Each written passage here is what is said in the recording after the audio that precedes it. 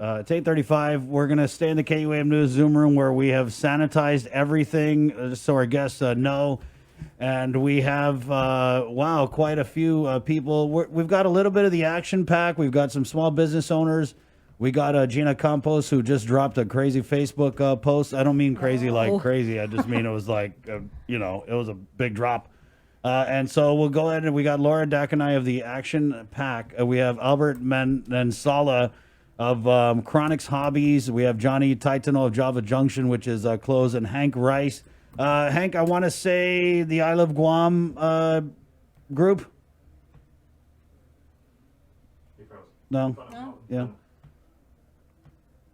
Let's get them on. Everyone unmute. Let's go. Unmute on 1, 2, 3. Hank Rice, the entertainer. Hank Rice is the entertainer. Yes, he's a magician. I know. He wears a lot of hats. I'm surprised he doesn't have 5 heads. Good morning, everyone. Good morning. Good morning. Good morning. Hi, Laura. Albert, can you unmute yourself? Albert, unmute yourself. Good morning, Mr. Titano. Good morning, Mr. Burnett. There we are. There you go. Hi, Bert. Good morning. Hi, good morning. Hank, good morning, Hank. Good morning. Good morning. Half a day. All right, so we have everybody. Drive safe, Hank. I guess we'll just start. And Laura, we'll start with you. I know you're with the Action Pack, and you brought a bunch of your business friends here, and we kind of threw in Gina, too, as like minds. But we had heard from Deputy Mayor Melissa Savares, and she's also the president of the Mayor's Council of Guam, that we're anticipating an announcement today that more businesses will be allowed to open. We're just not clear on the which businesses and how they'll be able to operate, but I kind of think you might know some things. So what have you heard? I haven't actually heard what's going on in the opening. I'm more focused on getting voters registered so that we can support some candidates and make some changes in our government. That's what I'm looking at. So I haven't heard that. So you can enlighten us. Yeah, we're all waiting for the governor to hold a press conference. Maybe she will. Maybe she won't. So I guess we're all just gonna have to wait. So let's just talk about, you guys did this survey. If you could just kind of break down how many people actually participated, the senatorial candidates, because you came out with the list of candidates that you guys have endorsed. But if you could just break down how many actually participated in the survey. We received, out of the 30 candidates, we received a 50% response. So that's 15 candidates. Mm-hmm. Can you tell us who the 27% were Democrats, 73% were Republicans, 27% were incumbents, and 73% were newcomers. I see. And we only need 15. We only need 15. Yeah. Who were the 15 that did not respond? Oh gosh. Now I got to go find my other list. Okay. Or maybe 15 that did, Laura. Yeah, well, the 12 that met and aligned with the criteria that the Action Pack had, were of the 12, we have former Senator Tony Atta, we have John Ananik, which is a newcomer, Michelle Armenta, a newcomer, former Senator Frank Blas, Vincent Borja, which is a newcomer, former Chief of Police Joseph Cruz, a newcomer, former Senator Chris Duenas, which is going to be a new candidate, Ken Leon Guerrero, a new candidate, and the incumbents were Senator James Moylan, Senator Tello Taitigui, Senator Therese Terlahi, and Senator Mary Torres. Mm-hmm. And can you take us through the questionnaire that was asked? Is it basically the 5 points of the questionnaire 5 key was issues? The questionnaire was based on the 5 key issues of the pack, and it basically asked the candidates whether they aligned. There was a position statement, and whether they agreed with it or disagreed with it, or whether they supported it or did not. Mm-hmm. So PDN actually published the questionnaire for the incumbents, mm-hmm. the article for the Action Pack. And You said the incumbents were they given different sets for newcomers?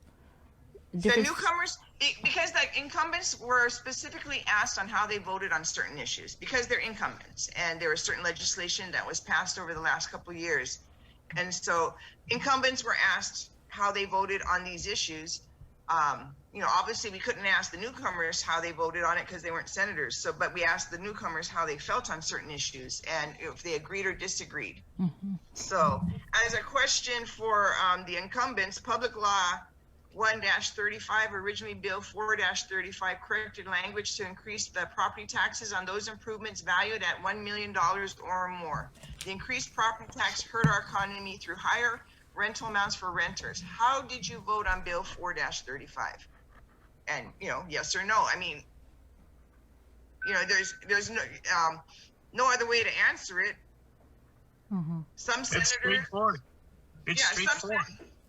some senators did add comments to it to explain why they, you know, did not. And so those were also taken into consideration. We will be putting these questionnaires online, the answers to the candidates. That's something that we're working towards, just so that you know. We've got the candidates posted. We are working to put a link from the candidate to their webpage, you know, or, you know, so that people can go and look to see what else these candidates stand for besides the 5 initiatives that we asked about, as well as their responses to our questionnaire. So that will be put out. We want to be as transparent as possible. We're just working through all the mechanics of getting all of this done. So it'll be out there very soon. What provoked, I guess, the formation of the action pack? Is it because of this dissatisfaction of our elected leaders? Can someone answer that? And if you were dissatisfied, what specifically? I can answer for how the action pack was formed. You know, between the 7 organizations, there has been a lot of collaboration and discussion over the past several months. And it's actually, since I was on the chamber as a chairwoman many years ago, there's been discussion back and forth between the different groups about legislation, trying to work through the legislative process. And I think it's come to a point now at this time this year that all of the organizations have decided to band together because there's just so much going on, and we just need to do something because everything that we've been asking has been falling on deaf ears. I guess, John, is that the case for you? That everything that you guys have been asking for has fallen on deaf ears? I mean, are you? Okay, is that a question for me? Yes, yeah, John. We'll start with John. Absolutely. You know, the Action Pack group focuses directly on maintaining businesses, if you will. I mean, if you've read what they've got posted online, it clearly shows that the Action Pack is there to assist and to make people understand what business is all about, what we contribute to the economy, and how we can enhance the economy, if you will. You know, and this is something that I really take good vibes with this particular group. I mean, just knowing who they are, where they came from, and what they've done. They've been tremendous contributors to our island and our economy. And for that, I'm grateful, you know, because I've been a businessman for many, many years. I worked with a giant corporation. And I know what it's like, you know, to take care of your people. Unfortunately, that's not happening on this island. You know, these leaders that we have in place, and I'm sorry, okay? I'm telling you what has happened to my heart. You know, what they've done is they've taken advantage of a position that enhances themselves. You know, we've been in this situation now for almost 7, 8, 9 months. I mean, you know, if you really look at it, right, this all started with the raising of the BPPT. The chamber did everything they could to try and delay it. Just delay it a little bit, you know, so that we'll be able to grab hold of exactly the direct effect of this additional tax that would come on us. I mean, we at Java Junction are not millionaires, okay? But we have made $1 million acquaintances. It's unbelievable, you know, the amount of love that's on this island for private business. You know, and with that, we're grateful. We're extremely grateful. I retired in 2001. You know, and it's been a long time just sitting around. And then Java Junction became an option for us. And at about 2007, they had been in business at the Agani Shopping Center since 2003, I believe. And they've established themselves as a good operations. When we took over, we learned from them, you know, how to service. We've got a bunch of baristas out there that came out of Java Junction. You know, we've got a bunch of chefs out there that started out in our pastry business.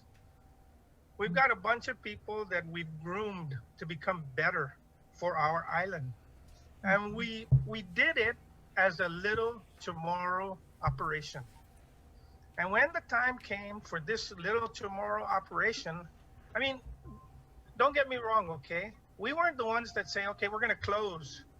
We're going to do this, we're going to do that. No, we were mandated by an executive order to close our doors, to limit the amount of people that come in, and to put up all these barriers and stuff that added additional expense with no help at all from our government. This is not something we as entrepreneurs, as small businessmen, you know, this is what we do. This is how we contribute to the economy. Unfortunately, they turned the tides on us. You know, I mean, we were fortunate enough to have a tremendous landlord, J&G. They are great people. They did everything they possibly could to keep us going. You know, and again, you know, the government did have programs. GITA had a program, Labor had a program for employees, but those are run out already. That never helped paying our power bill. It never helped maintaining our inventory. It never helped with all our other expenses to our vendors. So I really want to thank the PAC, you know, because I think if it weren't for people like this that speak out for us, because we don't have a voice. I mean, we get visited every election. Hey man, can you contribute? Yeah, we'll contribute, you know. But my God, help us. Help us. Sorry, I don't know why that's. Thank you, John. Scratch my back, I scratch your back. God bless Right. the PAC. I joined yesterday. Yeah. I'm with it. Some people even I'm want their in front with you scratched, folks. right? Thank you, John. We're going to go to Hank. Hank, if you could just introduce yourself, tell us which business or businesses you represent, and how Sure. you would respond to Sabrina's question. All right. Hey, good morning, Sabrina. Good morning, Chris. Morning, everybody. Yes, Hank Rice, the magician, Hank Rice, the marketer. Right now, because of the COVID, I am out of business. I can't perform in front of an audience anywhere.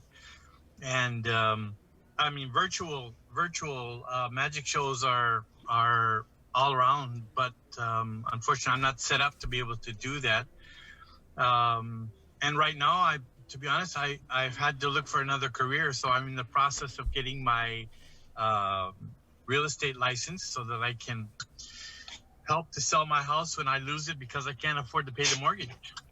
And that's not a joke. I mean, Bert, stop laughing, Bert. Why you guys laugh?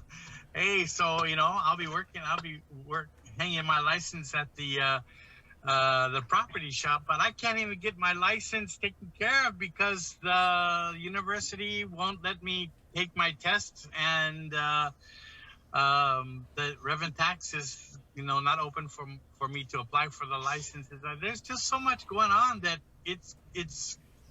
there are too many challenges for us to try to make a living. I'm going to, you know, be like a lot of other people who are going to run out of funds from the government very soon. And what am I supposed to do? I mean, really, what am I supposed to do? I'm running out of options. So I'm sure there are other people out there who are worse off than me. honestly, I'm sure there are people worse off than me. I mean, I could probably go out and do a magic show outside on the street, on the corner, and maybe in a Ganya, and put out a hat and collect some money on the side. That might be enough to feed the family, but to pay the banks, hey, they'll defer my payment, and then when it comes time for a payment, they want the regular mortgage plus a half of the regular mortgage, and they're not giving me any breaks. Right. Yeah. What about you, Albert? Bert? Albert, tell us about your business and whether you're barely hanging on as well. Well, hello, can you guys hear me? Yes, sir. What's up, Hello. Bert? Yeah, man. Well, the first lockdown, when we had that one whole month, I was sitting down. I mean, we weren't operating. I mean, we were like, okay, this is serious, but we weren't educated about the virus yet. So what we did, I was the guy that actually just said, hey, I'm going to help the frontliners by printing the ear savers. That's all I did, and all I did was strategize. I said, after this lockdown, how can we actually get back up on our feet? And I'm just blessed, and I am so happy that we have created an RC community on Guam, and these guys, they exist, and man, they're very strong. So what they do is they support their local mom and pop hobby shop. So after that lockdown, we these people were saving their money to go help me keep the hobby shop alive, because I was texting them. I said, hey, if you guys need parts, I got what you need. I bag it up. Let's go meet somewhere, because that's the only way I can survive, right? We found a way. So when the next lockdown comes out, man, that thing really hurt us, because we were afraid that we are going to get fined if we open our shop. So a lot of my customers were just like saying, hey man, I need parts, we're on lockdown and we need to do something. So that's when a lot of these guys forced me to say, hey, why don't you write to some of the leaders, like Senator Jim Moylan. I actually wrote to him, and he showed Governor Liu my letter, and he said, hey man, this is what needs to be done. We need to open up these small businesses. So, because we were just starting to recuperate like our rent money, I don't blame our landlord. They also have bills to pay. So we have to pay those. I mean, the utilities and all this stuff, right? I was just, like I said, I'm glad that they did it. But when it was extended, that thing really hurt. Because now we're like, okay, how are we gonna really survive this? So what happened on the extension was, during our study, we were studying ourselves. A lot of people actually stimulated online shops instead of local shops like us. Right. So a lot of the people that couldn't buy their stuff from me is they were buying online. And what that thing does is, now I got inventory that are stuck at my shop, right? That are not moving. And then people are buying online, and man, the USPS is getting clogged up. And, we were like, okay, some of them are loyal enough to hold on to their money. Now, when we went to PCOR 1.5, so we actually have curbside, man, I am so glad, man. I'm so thankful with the RC community. Some of them actually saved their money. As soon as they say, Bert got curbside, boom, they wiped out my inventory. They were loyal enough to hold their money so they can stimulate our hobby shop, our economy. So I'm so grateful for them, man. The Guahan RC fanatics guys, this group, man, they're like, I'm gonna hold on to my money and give it to Bert so he can keep the only hobby shop that's alive on island. I mean, man, I think they always ask me, hey, we are supposed to be essential. I said, well, according to the government, we're not essential. You know what I mean? But we told them, just hang on to your money. We'll find a way, to sell you stuff. So that being said, man, it's so overwhelming that you can tell the culture in Guam. I grew up here. You can tell, man, these people, our customer becomes our brothers. They become our good friends, and they say, you know what? We will save our money and we will help Bert. And that's what's keeping me alive, man. I mean, I hope that we can get rid of this virus. Yes, it's there. And then they always ask me, what's your exit strategy, Bert? I have no exit strategy.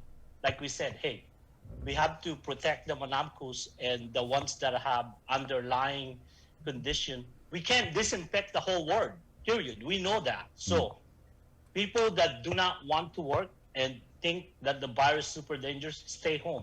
But people like us, that I am the only breadwinner in my family. I have 2 kids on college and I need to pay books and tuition fee. Let me work. And we've been adhering to all this COVID regulation, since day one. That's all we do. And we have a big store. We don't even allow 3 people in there. Yeah. We allow 2 people. I know with all this restriction, of course, sales is gonna suffer. So what I do is I told them, as soon as I close my shop, if you need anything, you can text me. Right. And I can probably meet you on a dark hot alley, exchange money and product. Yeah, like a drug deal. We have to do what we gotta do. Man, Hank, I've seen your show. Man, if you put up a show, Hank, a street show, I will watch it, man. I will support you. Because that's what we do here in Guam, man. I mean, Bert, come on, man. Birthday parties, I would buy that. You're absolutely right. Absolutely. Bert, as businesses, they said, hey, how come you did not ask for PUA? I said, no, man. I mean, if they let me work, even just part-time, I would do it. Because I really think, because I have a lot of friends and customer that works for the hotel industry, man, I feel sorry for those guys. I don't think I deserve those PUA. Those guys actually deserve the PUA. I rather reserve that money to go to them because I know how long they're not going to have a job. Right. The hotel industry, basically, we don't know. No one knows when they're going to recover. So we would love to just say, hey, we're going to work for you guys. Whatever money comes in from the federal, you guys deserve it. We don't. Let us work. I think we can survive this. Give the money to the people that really, really needs that help. You know what I mean? It's sad. Like, I drove yesterday to my shop, that McDonald intersection. There's new panhandler there. And then I asked him. He said he's one of the hotel workers. He had 2 kids in there. I only had $5. I gave him $5. He said, hey, man, I got to do what I got to do. I can't find work. So people need help. People need help, man. I mean, that's why we are so thankful with the action pack. Man, it's amazing. Miss Laura, thank you, for bringing this up. This is a decade-long problem that we are facing with the government. And, man, they got it right on the punch. That 5 things that they want, man, it's amazing. I mean, I can just, number 2, decrease the size of Guam. I did a social experiment. I asked many people, hey, we got 15 senators. If you can name 5 of them in front of me right now, within 10 seconds, I'll give you $50. Oh, I can. Guess what? They couldn't do it. 5 senators. They couldn't do it. Bert, the only ones they name are the popular ones, of course, the ones they see on social media. But the rest of them, we never heard of. I mean, I don't think Chris can name 10. Oh, bet I can. Hey, Chris. But I think you need $50. He's like 100. Yeah. How much money you got? Hey, Chris. Yeah, Hank. I have to go really right soon. on. I have an appointment, but before I leave, I just wanted to say this to you. I know that Laura and the PAC group sent out a huge, a list, a questionnaire to the senators, and I think what speaks volumes is those senators who did not respond back. The questions are black and white. There's nothing to hide, Just we want your opinion on something. And if you're not going to respond to us, well, then does that mean you don't have an opinion? or you're afraid that your opinion will affect how people are going to vote for you, oh well, then that means maybe you shouldn't be in that seat. It's time for you to do some work. And if that means that we have a part-time legislature to save money, to cut back on expenses because the government is a cash cow, well, not a cash cow, they have a lot of money, but we're not seeing any of it, then maybe we need to make some drastic changes so that our community is going to get something positive in return. That being said, I'm very sorry. I have a 9 o'clock appointment to go to. No problem, It's Hank. been a pleasure. Yeah, Hank, I feel with you. I feel for you, man, because I still have I'm so blessed to have this KUAM job, but like you, a lot of my income had come from hosting gatherings, from giving away cars, from doing parties, doing concerts, doing fundraisers, doing all these things. And yeah, so I've always felt that the kind of brotherhood with you and hang in there. I don't know what else to say other than it's very sad, and we hope you guys get the help you need. And I think that's why, Laura, at the beginning, I wanted to know who did not participate, because I want to know who didn't take the time to answer these questions, because I think that is important, just as important as who you guys endorsed. And so just for people who aren't familiar with the PAC, Laura, can you just tell us all the organizations that are with this organization? Because it's not just the Chamber of Commerce, it's a whole bunch of other organizations. Right, thanks, Sabrina. There's a total of 7. So it's the Chinese Chamber of Commerce, the Guam Association of Realtors, the Guam Chamber of Commerce, the Guam Contractors Association, the Guam Hotel and Restaurant Association, the Guam's Women's Chamber of Commerce, and the Korean Chamber of Commerce. So these are the 7 organizations that aligned with the PAC for these 5 initiatives. All right. And there's several small businesses that are part of these organizations that are hurting and have been hurting. That's correct. Yes, and we've also opened it up to individual businesses who may not be a chamber member, but can join into the PAC to support the causes. Because there's a misconception in the local community, that businesses are the bad guys. With the Democrat statement talking about this is a special interest for profit businesses. The thing is, this does help businesses, but the bottom line is businesses provide employment. Businesses provide opportunities to our local constituents, our local, the local workforce. 80% of the island's workforce is in the community. It's not in the government. So if there's 11,000 government workers, there's 49,000 in the private community that's working in the community. Right now, there's 38,000 of them unemployed. So that's a big chunk of our businesses that are hurting, that don't have income, that can't have these workers working. And it's not that businesses are bad guys. You've heard from these business owners.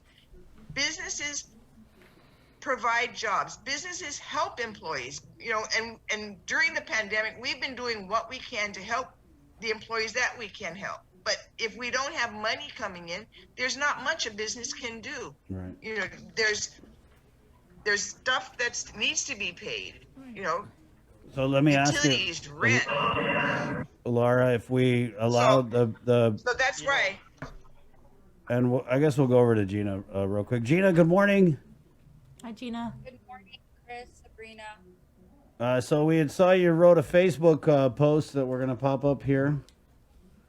Talking about reopening the economy, and I guess we'll just start there, right? So if we open more businesses, how, and if the businesses are all hurting, Gina, Laura, and anyone else who wants to answer, how many of their employees can we anticipate them bringing back? And do you believe that opening the businesses you guys will get the number of customers you need to keep those doors open? Or is it for you guys just a matter of having that shot?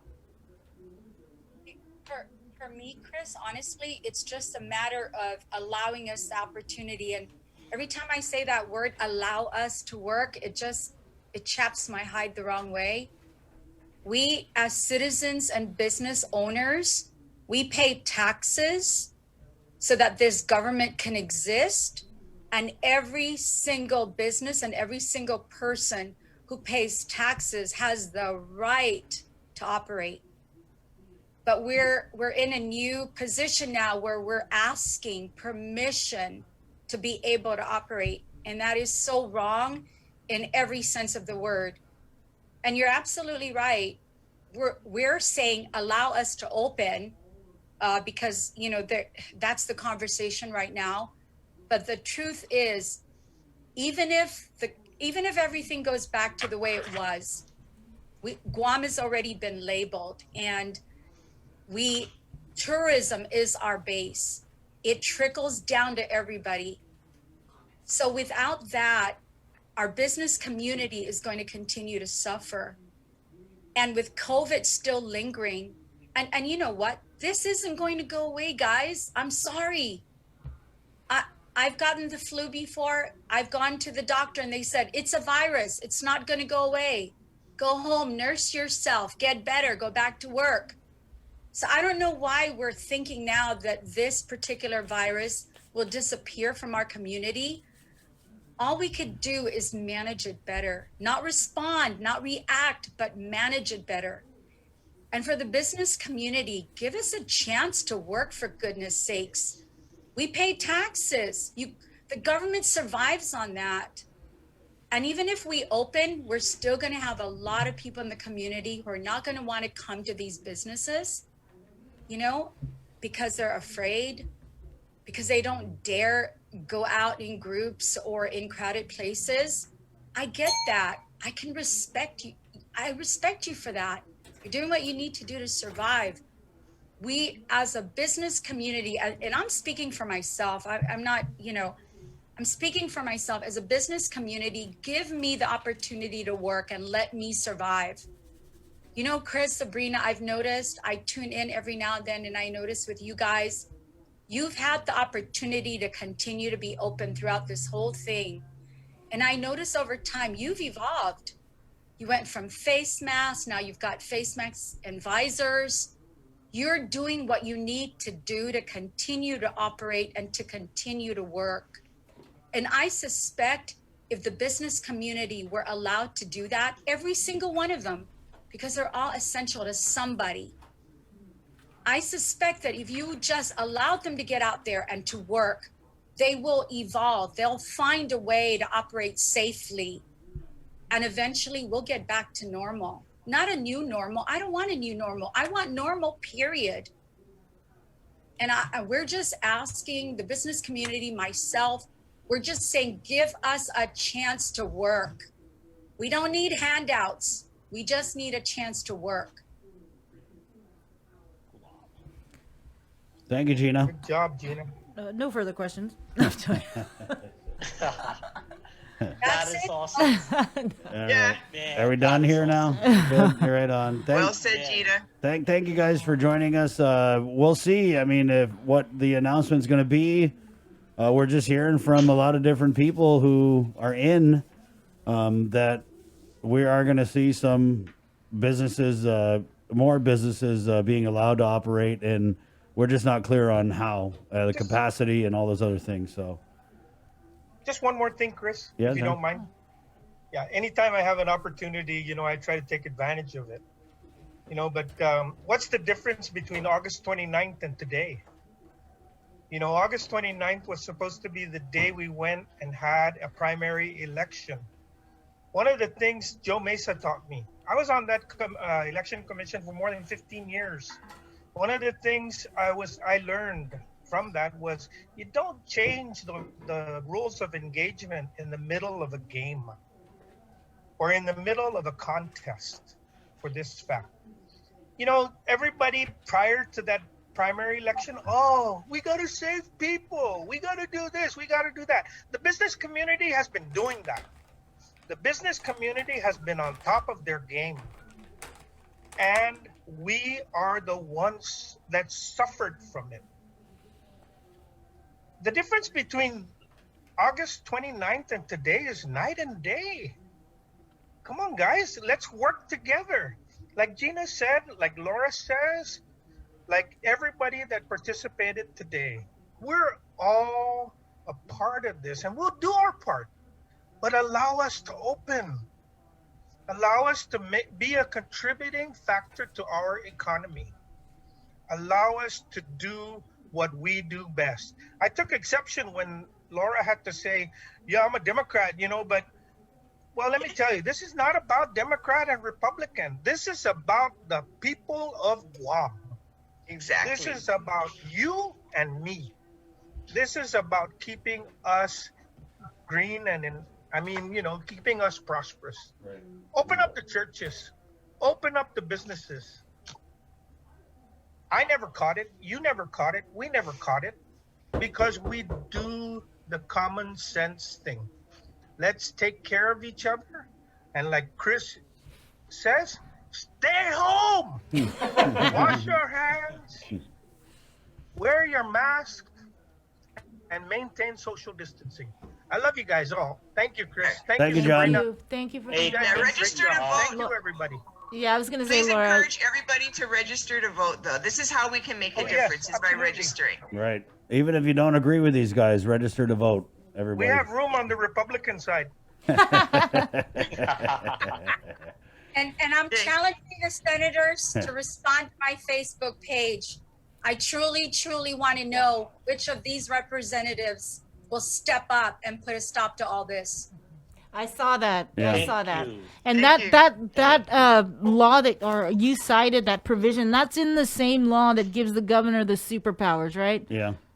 Gina? Absolutely. Okay. Absolutely. And for those, there are some individuals some senators that aren't aware that they have that check and balance system. That is why the government has check and balances. So when one side gets out of hand, the other side could step in and protect its people. Kind of And I sad, want right? to know if senators are going to start protecting us. It's kind of 'Cause I sad need that to we got to know, and remind I these need to know guys that who. they're a check and balance, that they can take the infinity gauntlet from Adelup. Let me just last question here, because we're the recurring theme. Let us open. Let us open. Let us open. In what way would you want to open? Let's say today. Are you talking like 100% open without capacity restrictions? Because I'm pretty sure what's going to come down is we're going to allow some businesses to open, but it's going to probably be at like what? I mean, I'm just throwing out 25%. Yeah, we don't know. We don't know. 50%. But in a limited capacity. Right. Is that good enough for you guys, or? Chris, let me share something just from my perspective. There is no business that could operate at 50% capacity Yes, and That's even right. be able to pay the bills. It is not existing. It doesn't work. that is That's right. right. Your model, you're not making money at 50%, and people are going to say, oh, they're just thinking about making money. No, we're thinking about saving jobs. We have employees that we need to take care of. And if we can't even pay the rent, we can't pay the utilities, we're not going to be able to pay their salaries either, or give them medical benefits. And right now that is so critical. So, and listen, even if we open and the governor has absolutely no restrictions, do you really believe we're back to normal? We're not. People are going to keep themselves at home. We're lucky if we're at 50% capacity, just opening fully without restrictions. We'll be lucky. Because with this fear tactic that's been going on, with us not really, there's not enough information being given to individuals so that we can make better decisions about what is acceptable, what is not. They're only giving us enough information for us to be afraid. And so because of that, even if businesses were just allowed, hey, go ahead, open, do what you need to do. Do you really think a business can operate with going back to business as usual? No. Walk into Payless and you see how much money they've invested in having That's people right. at the doors.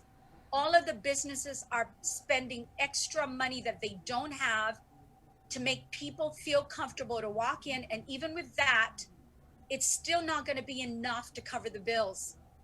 So yes, absolutely. Allow us to open. Let us do what we need to do to survive. No more restrictions. It's ridiculous. Be more open about why people are dying so we know what to do to protect ourselves. Don't just tell me someone died of COVID today with comorbidities. Tell me what it was so that I can better protect myself. And then get out of the way and let us work. That's it. But what would be your response though? That when Powerful. right. What would be your response though if the governor were to say, "Well, no one, if people are sick, no one's gonna come." I mean, she just issued a statement in response to that lawsuit that was filed in the district court when she said, "We'll reopen as soon as it's reasonable to do so." But that decision will be based on data that demonstrates that community spread can be contained and that our hospitals have the capacity to treat those who need it. Until then, no one's life or livelihood will be safe. Right, and then Gina, and you guys, how would you also respond in that you're sitting here telling us, let us open, no restrictions, so we can pay our employees, but then on the other side, you're saying we're not going to be able to pay our employees because no one's going to come to the businesses. Well, if you're asking me the question, first of all, we've had since March to be ready for this. And just because a business opens doesn't guarantee that customers are going to come. Everybody's making the assumption that if we open our doors, we open bars and restaurants, that people would just automatically come. But listen, if I open a bar and my doors are open and my customer wants to come in, these are mature individuals. They're making that decision to come. What country are we in that we get to tell mature individuals, you don't have the brain capacity to make the decision that you can go to a bar? I'm sorry. I think everybody has the right to make that decision for themselves. For themselves. Yes. Absolutely. I mean, I didn't sign up for this. I'm a naturalized. None of us signed up for this, Gina. Yeah, but Chris, you have the right to stay home. No one is making you go to work today. But these businesses that are closed, they don't have the same right you do. They're deemed not essential. Why? Explain to me why your job is more important than the gentleman who owns Lifehouse and his employees. You really want to use that example? Wow. I mean, Yes, I gotta say, I do believe KUAM is a more important business than a bar at this point. But Chris, I'm sorry, I disagree with you. He's an American tax-paying citizen. If he chooses to open a bar, it is his decision. He is just as important to his employees as you are to KUAM. You're both equally important. There is no difference in my eyes. I'm sorry. Right. Yeah. Well, you didn't ask me who's more important. You asked me to compare business to business, which is what I did. But guys, we're out of time here, and I think we gave you a lot of time to plead your case, and we definitely feel for you. I feel for you, Bert, John, Gina.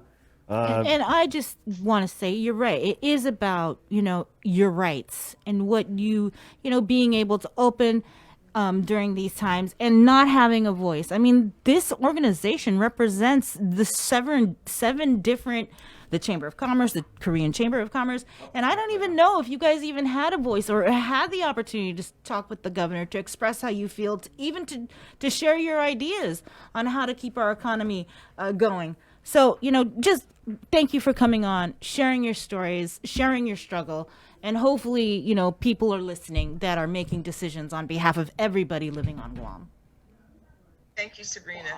Thanks, Thank Chris. you, Sabrina. Thank you, guys. See you, John, Bert, Thank you, Sabrina. Gina. Thank you, Laura. Thanks, Gina, Albert, and John. Hank, thank you, Hank. Thank you, Miss Laura. I got a magic trick for you guys. Thanks, Gina. Hey, Powerful. thank you guys. All right. Thank you all. Man, you are awesome. Man, that is Thank you, guys. Okay, I'm going to Bye, make it guys. disappear now. okay. I'm borrowing a trick from Hank. There you go, our KUAM News Zoom room.